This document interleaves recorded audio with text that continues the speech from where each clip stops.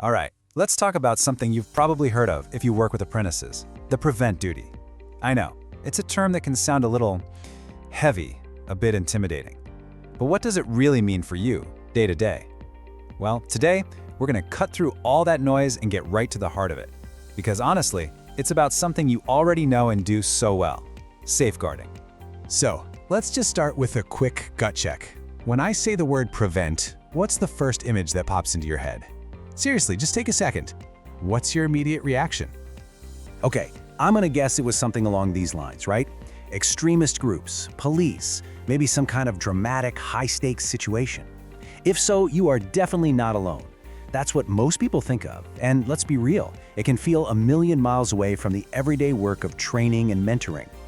But here's the thing. The truth is, the prevent duty has so much less to do with counterterrorism and so much more to do with something you're already experts in. We're talking about pastoral care. It's about human connection. This quote just nails it, doesn't it? The work of prevent is far more subtle and way more human than the name suggests. At its core, it's really about noticing when someone might be struggling, when they might be vulnerable. It's about being curious, and it's about being supportive. So let's just bust some myth right here. The myth that prevent is about spying on people, shutting down tricky conversations, or getting the police involved. The reality, it is about safeguarding vulnerable people from harm. It's about encouraging healthy discussion, and, this is the most important part, offering supportive help at the earliest possible stage. It's a safeguarding function, plain and simple. Okay, so we've established that this is all about safeguarding. Now, let's dig into the why. Why is this so crucial specifically for apprentices? Well, to answer that, we really need to understand the unique pressures that can make an apprentice vulnerable in the first place. I mean, think about it. An apprentice is trying to navigate so many different worlds at once. The workplace, their training, their social life. They could be feeling lonely or really struggling to fit in with a brand new team. They might be dealing with financial stress for the very first time or feeling homesick. So often, they just feel like no one really gets what they're going through. All of these are real points of vulnerability. And this is absolutely crucial to understand. Radicalization almost never starts with ideology. It usually starts with a really basic, unmet emotional need. A need to belong somewhere, a need for purpose, a need for a clear identity. And when those fundamental human needs aren't being met, that's when someone can become susceptible to groups or online narratives that promise to fill that emptiness. So, if it's all about vulnerability, what should you actually be looking for? This next part is all about the what. The subtle, observable signs that might just hint that an apprentice could use a little extra support.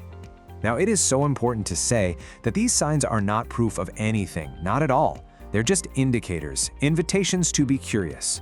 You might notice a change in someone's behavior. Maybe they've become really withdrawn or are just acting totally out of character. You might hear a shift in their language, more us versus them talk, a lot of black and white thinking. Or you might become aware of what they're doing online. The key here is to think of these as prompts to check in, not reasons to accuse. Let's make this a bit more concrete. Let's walk through a few scenarios. First up, picture an 18-year-old apprentice. He's working in a massive warehouse, he's new to the area, living in a shared house, and he feels completely and utterly isolated. So he spends all his free time online and starts getting drawn into these echo chambers that offer really simple, certain answers to life's big, messy questions. Then, in your sessions with him, you start to notice his views are becoming more and more rigid. That shift from normal uncertainty to this new, worrying, black and white certainty, that's a classic sign, and it's often fueled by online influences. Okay, here's another one. Think about a 23-year-old apprentice. She's from overseas, and she is really struggling to connect with her new team at work. She feels like an outsider. So she finds an online mentor who seems to just get her, offering a sense of cultural belonging that she's craving. But slowly but surely, that support gets mixed in with an extremist worldview, isolating her even more from the people around her. You see how that works?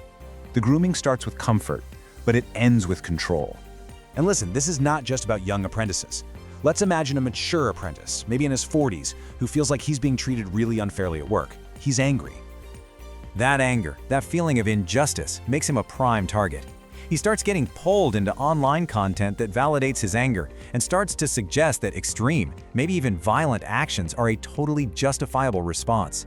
His whole demeanor changes. He becomes more argumentative, more reactive. That behavioral shift, that's the signal. Okay, we have covered the why and the what. Now we get to the most important part, The how. What is your practical role in all of this? What do you actually do? Well, it's a simple three-step process you probably already know from your other safeguarding training. First, you notice. You notice a change. You don't have to diagnose it, you just notice something feels a bit off. Second, you start a conversation. And this is not a confrontation, it's just a supportive check-in. A simple, hey, how are things going is often the perfect opener. And finally, you refer. You pass on your concern, no matter how small you think it is, to your designated safeguarding lead. That's it. Your job is not to investigate. It's to notice and to refer. Now, if a referral does go forward, an apprentice might be offered support through a program called Channel. It's so important that you understand this. Channel is completely voluntary and it's supportive. It is not a criminal process. It's a program designed to help people build up their resilience and their critical thinking skills to protect them from harmful influences.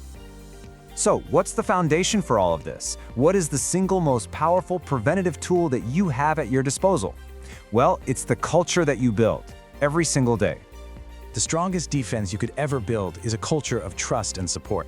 It's an environment where your apprentices feel seen, where they feel heard, and where they feel valued for who they are. Because when people feel genuinely connected, they are so much more resilient to the pull of ideologies that try to isolate them. And let's just end with this thought, because if you take away one thing, please let it be this. Nobody is asking you to be a counterterrorism expert. Nobody expects you to have all the answers. Your role in the prevent duty, when you boil it all down, is one simple, powerful action: to care. To care enough to notice, and to care enough to act when something just doesn't feel right. So I'll leave you with this question. What is one small, practical thing you can do this week to help your apprentices feel just a little more connected, a little more valued, a little more understood? Because that right there, that is where real safeguarding begins. And that is what the prevent duty is truly all about.